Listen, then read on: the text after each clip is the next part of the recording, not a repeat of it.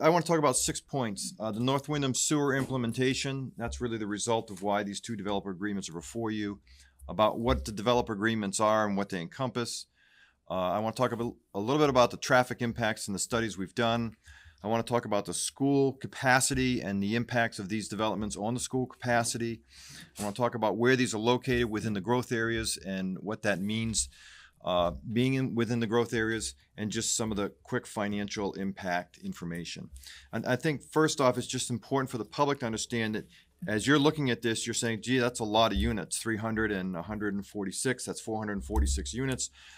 Please keep in mind that these are going to be built out over anywhere from 3 to 5 years, and in some cases may even stretch into the 6th year. So it's not happening all at once. You actually won't see the actual start on these units, I don't believe, until probably the first or second quarter, the fourth quarter of 2025.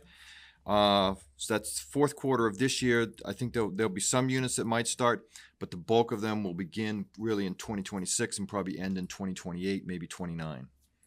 Okay. So as far as the North Windham sewer implementation, I just want to go back to a little bit of history on this. We put out, remember, back in June 14th of 2022, we asked the public, do you want to do the sewer? And we also had sent out a flyer indicating to the public what the purpose was and what kind of development we might see from implementing the sewer. And part of that development was, we thought we'd get some hotels, we thought we'd get some apartments, and we'd get some retail commercial, and that is occurring. And this is part of that. What you're seeing tonight is some of that commercial, commercial apartments that are coming in. The sewer implementation is recommended in our comp plan.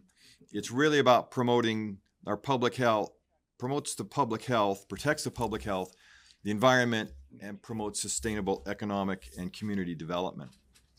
The other big point I just want to make on this is that because these developments are going into the TIF district, the TIF district is paying the bond for the sewer, which is roughly $40 million. That's no impact to the residential taxpayers for the sewer. That was one of the big promises we made when we started on this project, was we would minimize the impact to the residents, and we would do it out of new growth within the district, and this is part of that new growth. So just to re-emphasize that and to show you, I actually ran some numbers just so you would understand, because sometimes when you talk about something and you don't understand what the numbers mean, it's hard to grasp. But if you said, we don't want to have apartments in the commercial district, the C1 district, we don't want them there. If we were to fund this out of regular tax, residential tax base, a $500,000 home would increase by $464 in order to do this project. And that's what we wanted to avoid, and we are avoiding that. Next thing I just want to share with you is what happens if you don't, because sometimes I think this is hard for folks to understand, because they look at the town and they say, well, I don't want any new growth, or I want limited growth. Well, there's a cause and effect there. And what happens is, if we have limited or no new construction growth, we get lower tax revenues, which means that you're probably going to have higher residential taxes, because there are certain fees that we are going to incur as a town: increased cost of electricity, increased cost of fuel, increased cost of service contracts, that are just going to escalate or cause our taxes to go up. The second thing is, when you limit your construction, or you have no construction is probably a better example. Our permit fees are reduced, our excise taxes, which are ongoing every year, get reduced, and our impact fees get reduced. And it also, in the long term, can hinder local business growth and the financial stability of the community. So again, I said, all right, so let's just say we're going to take our growth and cut it by 50% in the community. That's 15 million evaluation that we're not going to add in every year to offset our cost. That affects our tax revenues, our impact fees, our permit fees. That would force the mill rate up about 42 cents. or calculated back out on a $500,000 home, that's around a $225 increase in your taxes right off the bat. Okay, so growth is good. The key is having controlled growth in areas where we want it to grow. That's the important thing. So this slide, I've shared this before with the council members, and this is on our website in a couple of different presentations. But the one thing I want you to look at is, when I talk about impact fees, sometimes folks say, well, what do you mean? Well, across the dark blue line on the top tells you the kind of impact fee: the sewer connection, the recreation impact fee, an open space, a public safety, municipal services fee, and on the very far right is the yearly excise tax. So now go to the bottom and just look at the bottom in the green. Between these these two projects and one other project, plus there'll be some other minor projects that I think are going to come along, you'll see a sewer connect fee. Every time a unit comes into that commercial district, there's a $3,500 fee charged. The total number that's going to be produced over this period is $2.4 million. And that helps us offset improvements within the sewer facility so the residential taxpayers don't have to pay for that. You're going to see roughly $585,000 in new recreation fees. That helps our parks for capital improvements. Open space is $680,000, and we've dedicated a portion of our open space fees to pay for East Windham Conservation and other open space areas that we have purchased or want to invest in. Public safety fees amount to $978,000, and part of those or all of those could be used for a potential that new fire station in North Windham, which again lowers everyone's costs long-term for that new fire station. And then the municipal facilities is $330,000 that would be set aside, but at the end of these projects, that money would be used for improvements here at Town Hall so the residents don't have to pay for it. But the very far right is really a nice benefit for the community. Roughly $750,000 in new excise taxes would be showing up into our revenue stream. And that's a really nice benefit. Yes, a TIF, the taxes on that new section of the residential building is not going in the general fund. It's going to pay for the bond for the sewer. We're getting compensated through lower county tax and more school revenue, so it's a wash that way in the long term. But the added benefit of that is we're picking up those excise taxes. You're also getting 100% of your value. Yes, you're getting 100% of your value. Absolutely. And more revenue sharing. Yep. Absolutely correct. So why do the developer agreements? One, it ensures consistent and planned development. You're not going to see a stop and go project. They're going to come in, they're going to do it, and it's going to get done. No one wants to see a project drag on for 10 years or 5 years or 3 years and not be finished. We want it to be completed. It allows the town for planned growth in our growth areas, and it protects our rural areas. And that's one of the reasons why we put the growth ordinance in, was to protect our rural farm areas. It enables the developer to secure the full financing for the completion of its project, so that's good for them. It covers the fees that they're paying, which I just showed you on that prior slide. That it helps us in those different areas, but also what they're paying in fees covers what the impact is to whether it's our sewer, fire, or police. So that's good. And these two projects that you're before you tonight, Next Gen and Gateway, these are key projects that really are paying for the bulk of the sewer installation. That's probably the best thing to take away from this. And potentially, you will add roughly, with all these different units coming in, close to probably $20 million in additional sales for the Windham businesses. And that's a number that's just pulled from discussions with economic development folks. So what are the traffic impacts of growth in the growth areas? The proposed growth that we have projected for North Windham moves does include not only these developments, but future developments. In the study, you'll see it's projected at 0.05% per year.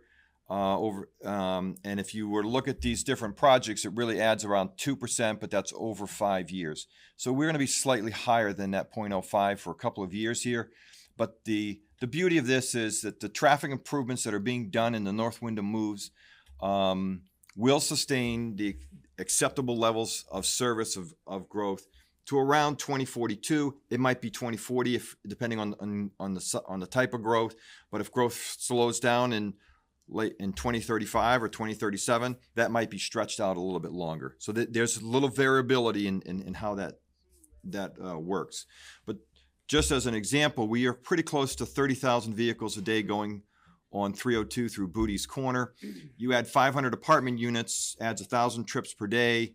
1,000 trips added to 30,000 is really not as much as you think.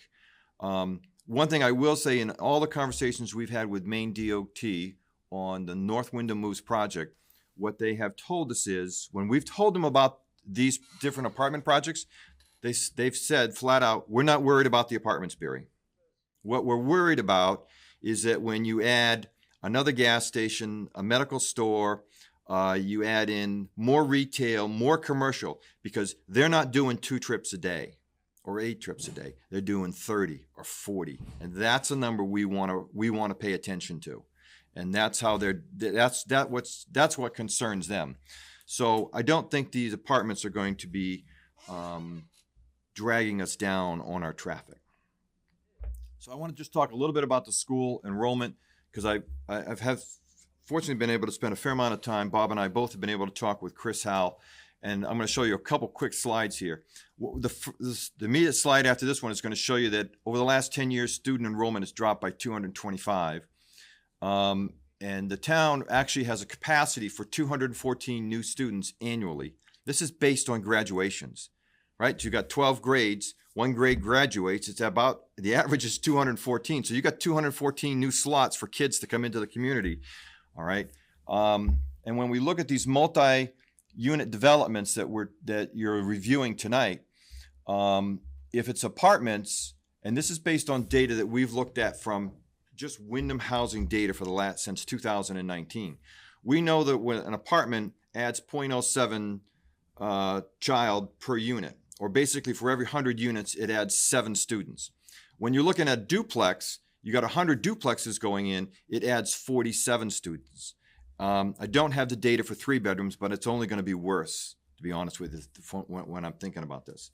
So the project growth over the next 5 years, as these units are coming in, are not going to overwhelm the schools, because remember, you've got already a capacity of 225 students that has dropped since the last 10 years. You're rolling out 214 student slots every year. And additionally, the high school capacity really has excess capacity of at least 125 slots right now. And the middle school, once it's built, will have excess design capacity slots of roughly 200. So you've got growth there without even counting the number of kids that are rolling out. So I think it's important for us to watch the school side of enrollment, but I think the town of Windham is very well set for future growth. Here's that slide that I mentioned a second ago. This shows you from 2014 to 2024. Basically, you've got around a 225 student decrease over 10 years. Okay. Interestingly, when you look at the 10-year averages, or the 10-year not 10-year averages, the 10-year school attendance by grade levels, it's really basically flat. There's not a lot of variables in there.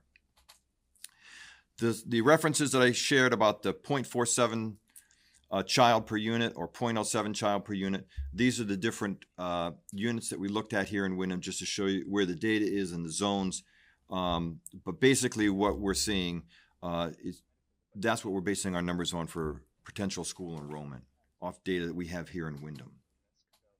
So the growth, I just want to say, is occurring in our growth areas. And why is that advantageous to us is a couple different reasons. One, it lowers the municipal cost of maintenance on infrastructure. Whenever you can concentrate infrastructure that we have to be plowing in front of or putting sidewalks in front of, it costs us less money to maintain. It also allows the town services to be better efficient. And most importantly, it preserves the rural areas, which the residents have asked us to do. It supports a broader valuation growth with also increasing revenues from permit fees, excise taxes, and permits and impact fees.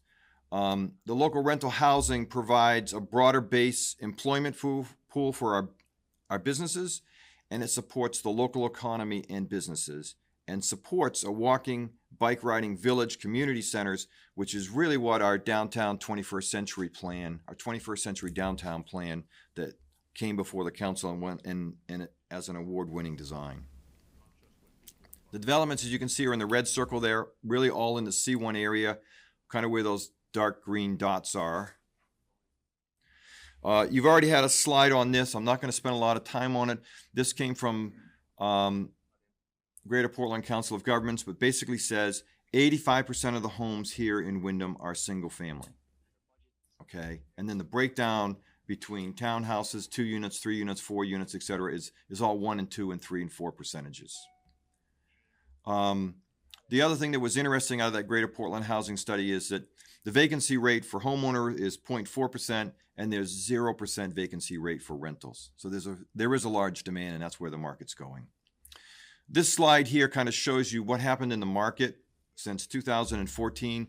There's a crossover that occurred in 2022, which was really the height of the COVID, when multifamilies came forward and single families dropped. And the gold line on top is the 130 permits, 135 permits that were allowed to by state law for growth permits. We have not hit that. So what are the financial benefits? Growth in the TIF districts helps keep residential taxes lower. TIFs leverage 100% of the taxes collected for necessary capital infrastructure. Without the TIFs, we leverage 30%. So when we have a TIF, we collect that new building valuation. We get 100% of those taxes in this silo to pay for the sewer. If we didn't have the TIF and it went to the general fund, 70% of those taxes are going to the school, about 68% of it, and 2 or 3% is going to the county. We're only getting 30% of those taxes that we collect to operate the town and do all the improvements. New developments provide essential revenue income stream to fund municipal services and reduce our ongoing cost. And new growth is really critical in supporting our local businesses and the health of the community. And I just want to kind of bring this back to just to show this slide again, because this really shows the yearly excise tax, which helps us. Our permit fees, yes, we're picking up impact fees and all these different fees to offset future costs, but that yearly excise tax is a real bonus for us. So in conclusion, growth is necessary to fund the sewer project without tax increases to the residential side of the community. Growth provides additional revenue sources to offset taxes and capital investments. Traffic impact is minimal with new improvements, and especially with the new improvements will be more well managed once the North Windham Moves project is fully integrated. The school capacity is sufficient, and new developments contribute students, but do not exacerbate the student ability for growth within the schools. And planned and controlled growth benefits the entire community. So I thank you for just listening to that. I realize it was a lot, but just for the publics to understand this council has probably talked about this, I'm going to say 7, 8 times over the past year and a half, maybe 2 years, and you've seen all different aspects of these things in a lot more detail and in the weeds. But I think from a quick perspective, just to understand and grasp why we're doing this and why this is before you is really important for the community.